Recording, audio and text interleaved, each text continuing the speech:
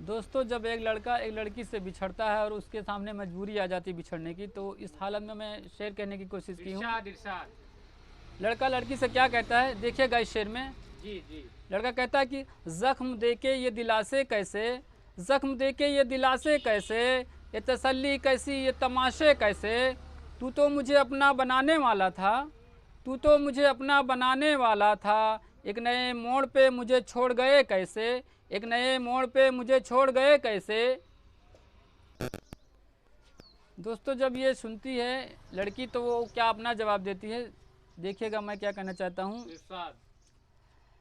कहती है कि जख्म तुझे अब मैं नहीं देने वाली। लड़की क्या कहती, जख्म तुझे अब मैं नहीं देने वाली, ये तसल्ली ये तमाशे अब हैं ख्याली। जख्म तुझे अब मैं नहीं देने वाली, ये तसल्ली ये तमाशे अब हैं ख्याली। तुझे छोड़ना, तुझे छोड़ना ये मेरी मजबूरी है, तुझे भूलूंगी नहीं मैं ये बताने वाली। तुझे छोड़ना मेरी ये मजबूरी है, तुझे भूलूंगी नहीं मैं ये बताने वाली। नए मोड़ पे बिछड़ना भी ज़रूरी है। कहती है कि नए मोड़ पे बिछड़ना भी ज़रूरी है।